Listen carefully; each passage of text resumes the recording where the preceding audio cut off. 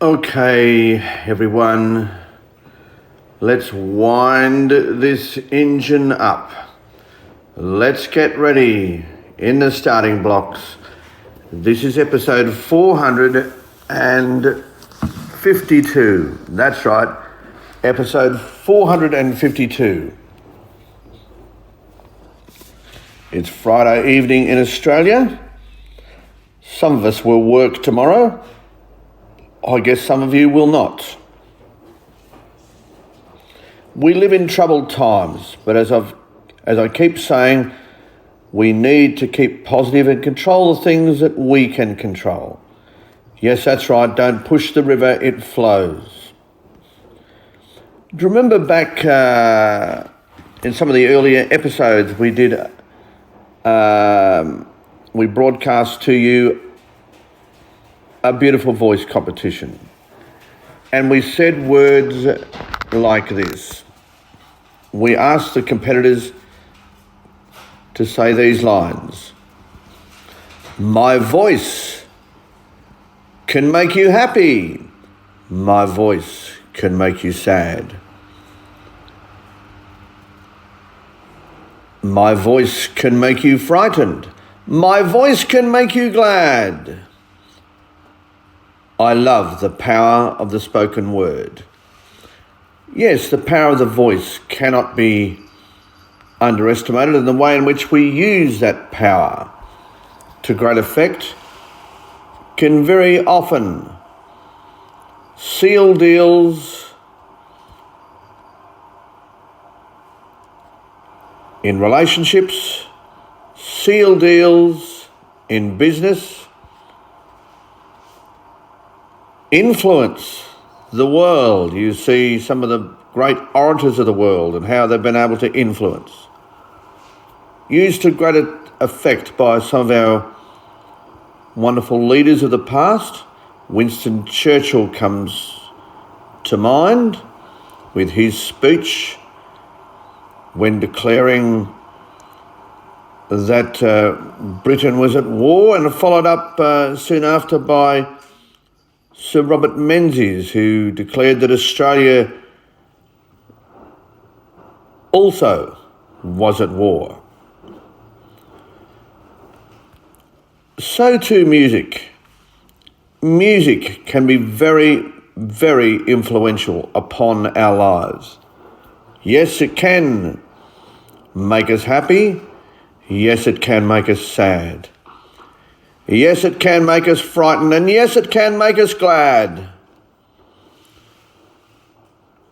I was asked the other day about my favourite music, and I found myself saying, well, it's a very difficult question to answer because I love music so much.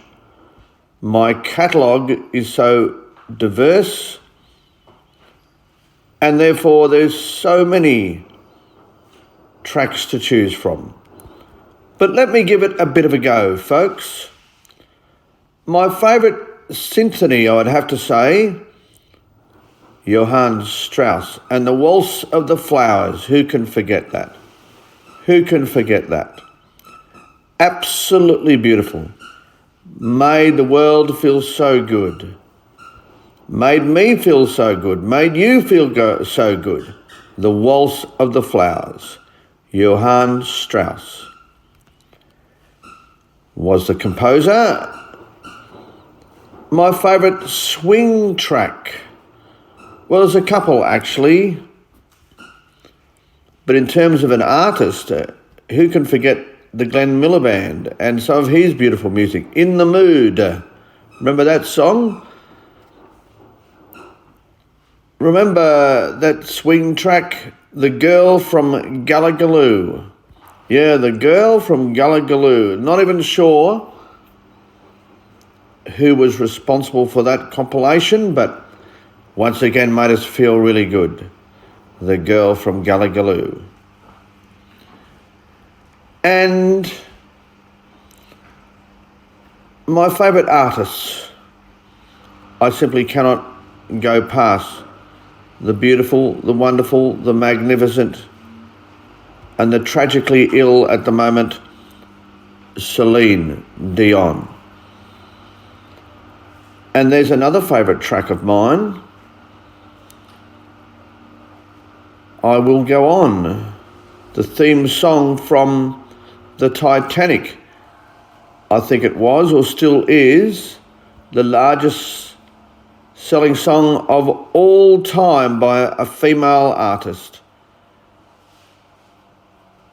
I Must Go On, the theme from the Titanic, the magnificent Celine Dion. How damn wonderful was that song? Another song that shaped my musical past is Bridge Over Troubled Waters by none other than Paul Simon and Art Garfunkel. What a duo. What an incredible duo. Simon and Garfunkel. And the song Bridge Over Troubled Waters. Who can forget some of the wonderful, incredible tracks from the Bee Gees, the Brothers Gibb? They were heard singing in their room when they were small lads, and their father asked them could they turn the radio down, and they quipped to their dad that the radio's not on, Dad, that's us singing. The rest is history. The rest is history. The Brothers Gibb went on to become one of Australia's most famous exports. Brilliant. Brilliant, brilliant. Some of those songs, wow. Gotta Get a Message to You.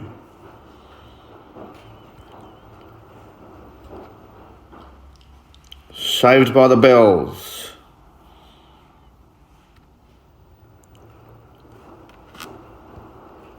Spicks and Specks. Oh, there's just so many great songs from the Bee Gees. They were almost the rhythm of the 70s and the disco era, and the music in that classical movie Saturday Night Fever. And of course, Grease. And talking of Grease, who could forget the amazing Olivia Newton-John? Yeah, the late and great and stunningly beautiful Olivia Newton-John. Just amazing. Gee, we've punched above our weight, haven't we, Australia? We have. Hard rock, AC/DC, whoa, who could forget AC/DC? Been to many of their concerts. Raw, traditional sound of the guitars and the drums, whoa, whoa, whoa. Some of that musicianship, simply incredible. Yes, AC/DC, they really knew how to rock it up. And if it wasn't for Brian Johnson acquiring a hearing problem as a result of all of that hard rock pumping through his headsets, then they would probably still be going on. I think they recently did cobble together an album with the assistance of Brian, who, as I said, is suffering with degenerative hearing loss. But, yeah, wow, gee. Just absolutely magnificent. Trying to remember who their guitar player is, but he's probably the best, or one of the best in the business. Talking of great sounds, when a guitar is played, the electric guitar is played such as with AC/DC, whoa. Does it sing itself? Does it sing itself? Yes, yes, yes. It does, it does. Oh, of course, Angus Young we're talking about. Angus Young. Angus. Probably the only guitar player in history who out-trumped the lead singer. Oh, yes, he did. Angus was just as famous as Bon Scott and Brian Johnson. He could make that guitar sing, whoa. And probably still is. Whoa. I'm hoping all these musicians are going to make it to heaven, because could you imagine the concerts up there? Whoa. Can hardly wait. Yeah, anyway, that's just some of the music that has lit up my life, that has made me happy, that has made me sad, that has made me frightened and made me glad. Yeah. I wonder what some of the music is that's lit up your life. Have that conversation at home, maybe.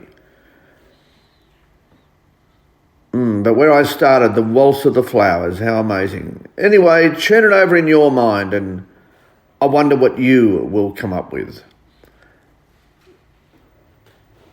I told you earlier today in the previous episode that I was going to freshen up my mind and step out and be more positive, and so I am.